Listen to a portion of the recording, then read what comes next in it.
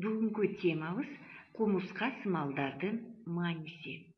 Кумурска сымалдарды изилдеген илим энтомология деп аталат.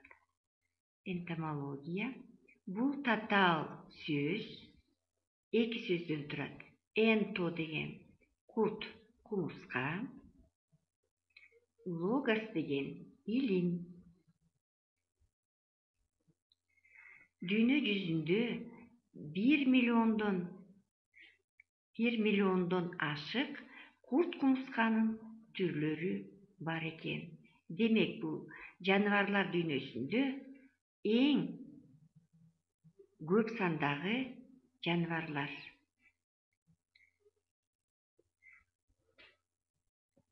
Курт кумурскалар классы дүйнө жүзүндө чоң ролду ойнойт экен.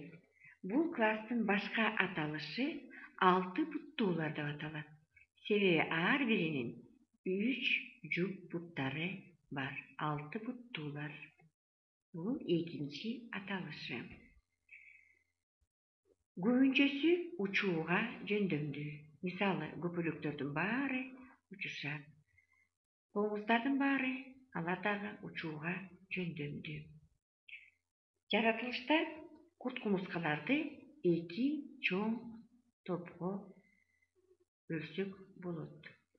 Алар пайдалуулар, ал белгини плюс деп коелу. Анан зыяндуулар. Эми булардын тизмесин түзүп көрөлү. Кайсылар зыяндуу, кайсылар пайдалуу. Биринчи, арылар.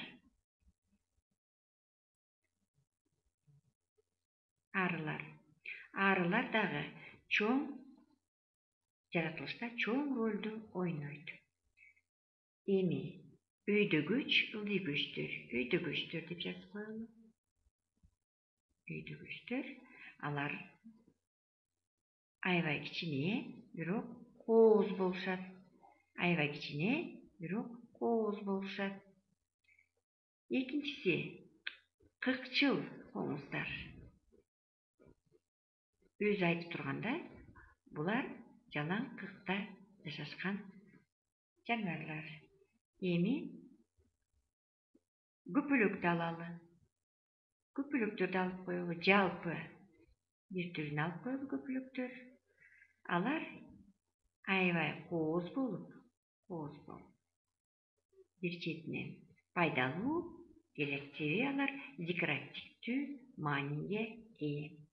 Эми зыяндууларына карап көрөлү. Зыяндуулардын саранчаларды жазалы. Биттер, себеби 2 түрү бар. Баш бит жана көйнөк бит деп коет. Колорадо коңузу, ал өзгөчөлүк түзүлүшү бар. Себеби деген анын канаттары тасма сымал болот. Сайгактар, булар дагы зыяндууларга киргизебиз. Ага азыр токтолуп кетебиз. Капуста көпөлөгү.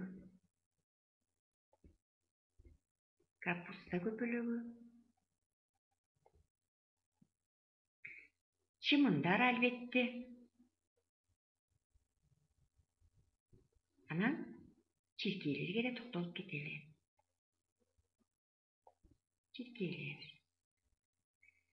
Арылар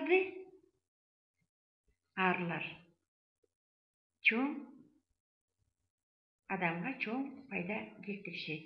Себеби алар чаңдашуу процессине катышат.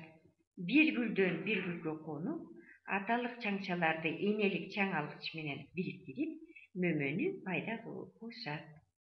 Гүлдөрдүн ак, кызыл-тазыл болгонуна дагы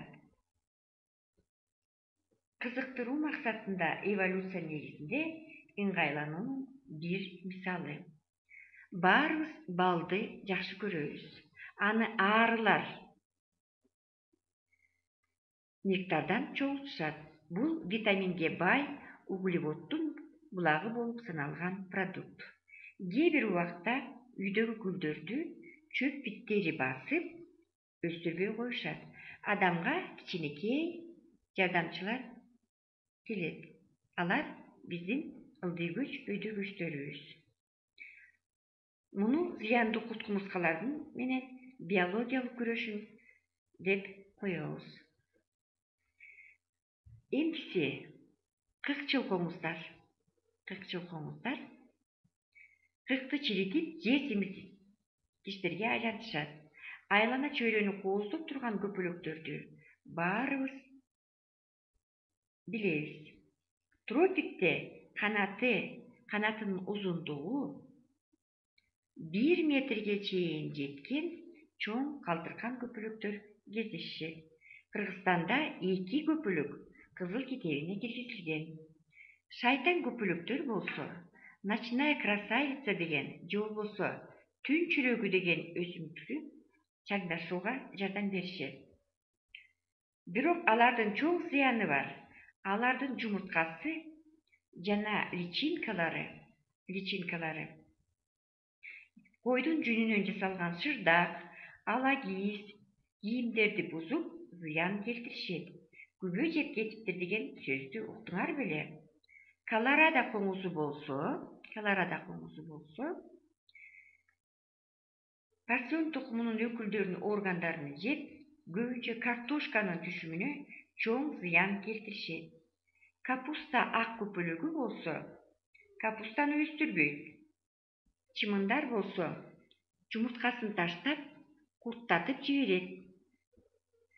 Калган этке. Чиркейлер чагып адамды малярия оорусун чакырышы мүмкүн. Чымындар болсо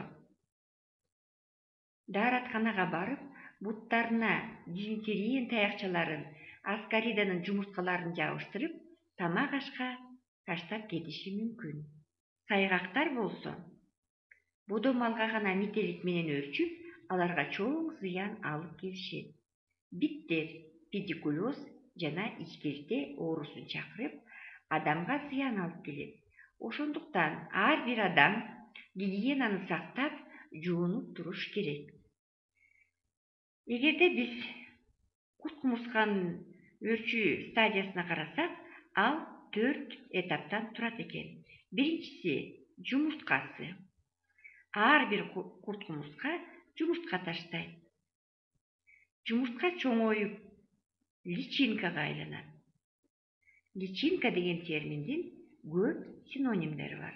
Аларга токтолуп кетсек, эжеке беса деп коет кыргызча.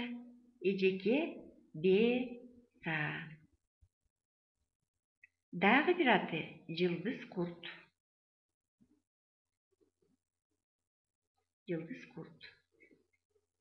Анан дагы бир синоним бар, ал гусеница. Белгилей турган нерсе, ушу личинка стадиясы эң адамга зыян келтирген стадиясы. Личинка чоңоюп куурчакчага айланат. Анан куурчакчадан чоң курт кумурска, аны имаго деп коебуз. Илимий тил менен айтканда имаго. Бул чоң курт кумурска, чоң көпөлөк, чоң ары жана башка. Көбүнчө личинка жана имаго стадиясы эң зыяндуу болуп эсептелген. Дагы бир сыйра токтолуп кетели. Керек болсо личинка стадиясында тирүүлөй койлордун жабыркаган органдарын алар зыянга учуртатат. Демек, курт кумурска классынын өкүлдөрүнүн зыяны да, пайдасы бар.